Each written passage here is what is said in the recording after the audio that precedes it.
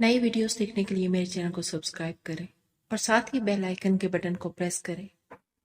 बिस्मिल्लाहिर्रहमानिर्रहीम। अस्सलाम वालेकुम फ्रेंड्स, कैसे हैं आप सब। उम्मीद है कि आप सब खैरियत से होंगे। आज हम ये बहुत खूबसूरत और डिसेंट ट्राउज़र डिज़ाइन बना रहे हैं। इस वीडियो पर हमें आपसे 200 लाइक्स की सपोर्ट चाहिए।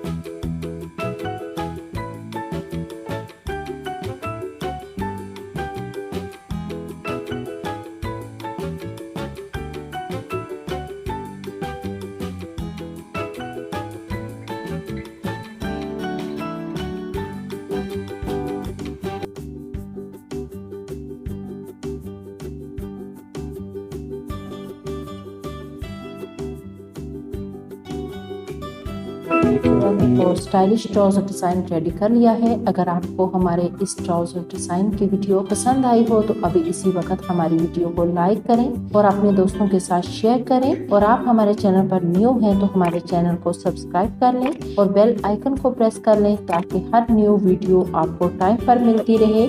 और हमें हमारे दूसरे अकाउंट्स पर भी फॉलो कर लें और घर पर आप लोग हमारे इन ट्राउजर डिजाइन्स को ट्राई किया करें और हमें फीडबैक जरूर दिया करें और अपने डिजाइन्स की पिक्चर हमारे इंस्टाग्राम पर हमसे शेयर करें और हम ये अपनी स्टोरीज और यूट्यूब वीडियोस में ऐड करेंगे। जिंदगी रही तो इंशाल्लाह नेक्स्ट वीडियो में मिलेंगे। अल्लाह हाफिज।